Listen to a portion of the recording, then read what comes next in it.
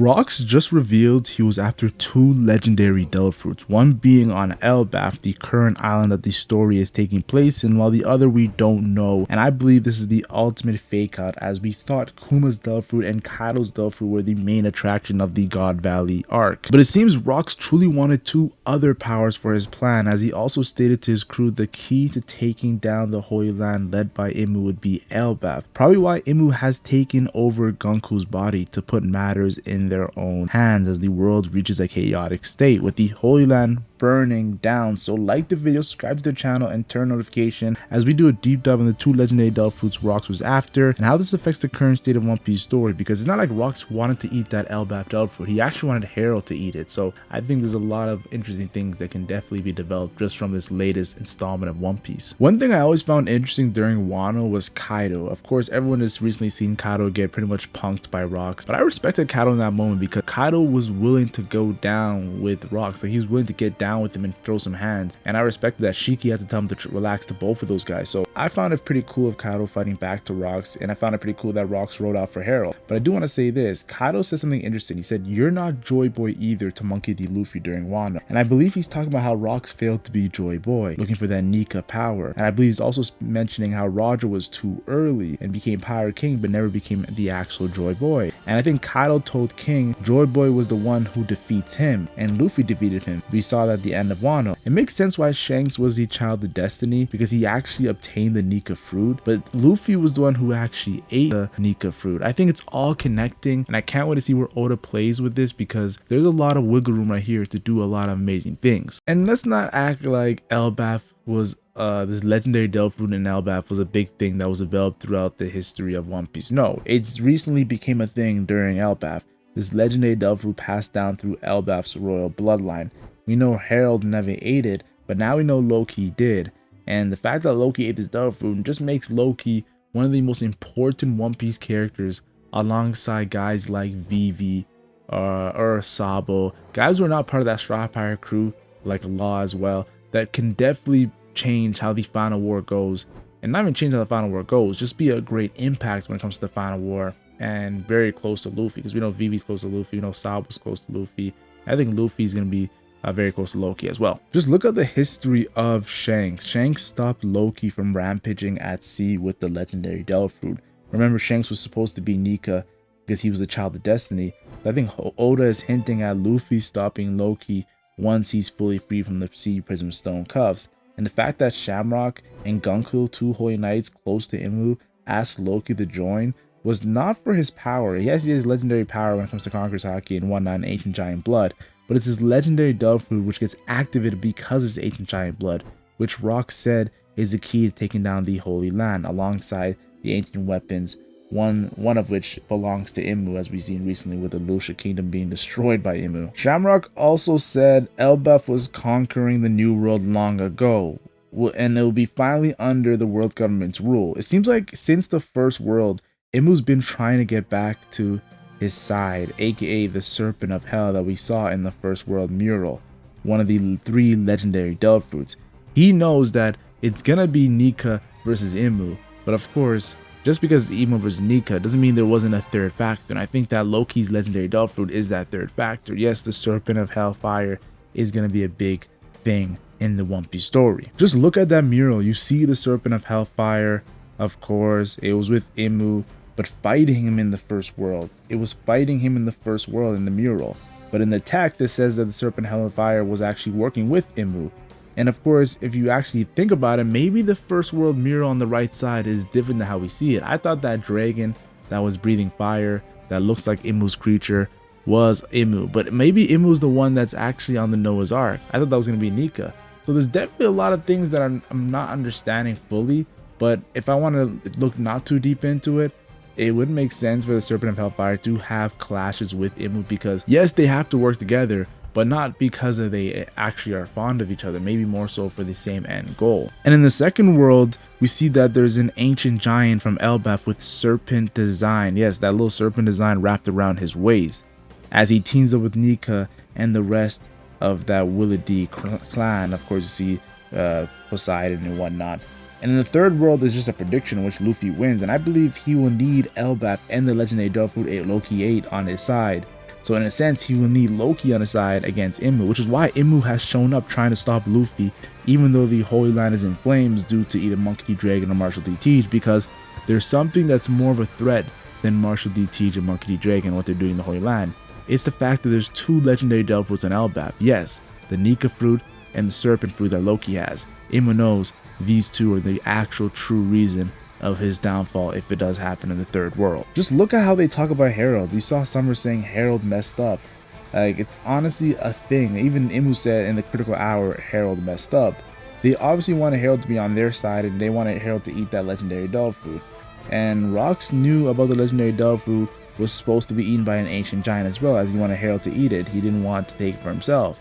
I believe it has to do with the red line, of course, because Harold did mention when talking to his first girl Ida how the red line is like a serpent soaked in blood. So I think the red line is connected to that serpent legendary Devil Fruit. It could maybe that legendary Devil Fruit can activate the red line and have it moving. And with the world sinking as well, there's so many different facets to this craziness that is Elbaf and what it's going to cause and catapult after the arc's over. Now, to me, the other legendary Devil Fruit that Rox mentioned in the recent installment of One Piece had to be the Nika's fruit. Yes, because the world government's been hunting that since the Void Century, as confirmed by Venus Drew, one of the Gorosei, who said losing a top tier CP0 agent and making Kaido mad was worth it when it comes to stopping that Nika power. Definitely Rox was looking at that Nika power as one of the legendary Devil Fruit. And just look at Egghead Island when Vegapunk was seeing Luffy Gear 5 Nika form fight against Lucci, and didn't only mention how his Devil Fruit had been erased from history and how, of course, people have been wishing for Nika to come, but also connects it to the origins of Devil Fruit. Talk about legendary, because the people desire is what made the sea, aka Mother Nature, pissed off. Remember the mural, the second world, it said the sea god. Like, honestly, it looks to show that pretty much the origin of Devil Fruits is connected to Nika's legendary Devil Fruit and could be the first actual Devil Fruit. Yes, Luffy could be actually eating the first ever Devil Fruit known to mankind. I think Imu's and Loki's is definitely a part of that first couple of Devil Fruits as well, because they have legendary ones. But I wonder where Oda's going to go with this direction. This flashback that we're getting is amazing, but imagine the Void Century in the first world flashback. That's going to even be even better, guys. The lore is going to be insane. Just look at Shanks. Shanks was stealing the Nika fruit, or the Gomu Gomu no Mi, from CP agents who was on the ship, and they were so confused. Like, why do they care about this little Gomu Gomu no Mi? Like, why do the red hair pirates care about this? But it was the Nika fruit, and Shanks knew that. The fact that Shanks knew that, Shanks, the child of destiny, definitely wanted to become Joy Boy, or pretty much do what Roger couldn't do because he was too early. And I feel like that's pretty cool, because we know all Elbaf love Nika, including Harold and Loki. But it's cool to see that Nika is not the legendary Devil Fruit that was on Elbaf's island, as we confirmed through Shanks stealing it on this CP ship. And if it was the Nika Devil Fruit, like if Nika's Devil Fruit was on Elbaf, guys, think about this logically. Harold and Loki would have ate that right away, because every giant wants to become Nika. Like, you see Loki talking about the sun god when Luffy sees him. Like, they all want to become Nika. So of course, if they had the opportunity to eat the Devil Fruit, they would have done it. Now, I must admit, I do have to discuss some other legendary Devil Fruits that need to be discussed. The first one, of course, is Law's Devil Fruit. Law's Devil Fruit looks to be the reason why Nerone Imu actually is living to this day since the Void Century. Yes, the Opi Opi no Mi has a lot of power. Blackbeard even wanted immortality. Doflamingo wanted immortality. Doflamingo knows about the National Treasure and the Celestial Dragons and a lot of lore there. So I believe that there's an interesting plot point when it comes to Law's Devil Fruit, but I don't think it's the legendary Devil Fruit, if I'm being completely honest. Then there's Boa's Devil Fruit. Boa's Devil Fruit is interesting because Blackbeard came all the way to Amazon Lily just for that Devil Fruit, and Blackbeard does have ties to Roxy Xebec, who Roxy Xebec was searching 2 legendary Devil Fruits, and Blackbeard's a Devil Fruit hunter. So it does look like Boa Hancock's Devil Fruit has some key in when it comes to change in the One Piece world, but I don't think it's the legendary Devil Fruit. I think Boa Hancock's Devil Fruit can develop into some more mythical Devil Fruit from back in the days that was useful, because like the whole Medusa vibe there, but I do not think it's one of the legendary Devil Fruits, guys. Now, of course, a lot of people are going to look at Blackbeard, and he's a historian, and the first Devil Fruit he ever went after and he killed Thatch on the Whitebeard pirate ship was the Yami Yami no Mi, guys. And people think the Yami Yami no Mi, of course, everyone knows is the strongest Logia Devil Fruit. It's the darkness fruit. Roxy Xebec was a dark figure, so it makes sense for Rox to be talking about the Yami Yami no Mi. It takes away Devil Fruit powers. It definitely is one of those key Devil Fruits during the Void Century, in my opinion, but I don't think it's a legendary Devil Fruit, because I think legendary Devil Fruits is not going to be a Logia, guys. I don't know what it is, but I don't get Logia vibes when it comes to legendary. I think it's OP, but I don't think it's one of the legendary Delta Fruits. And then there's the Gurgur no Mi. The Gurgur no Mi is the strongest Paramecia Delta Fruit. It's the ability to destroy the world. Sengoku's words, not mine. Go argue with him. And Whitebeard had some crazy quakes and tsunamis when he was doing that Delta Fruit in his old age.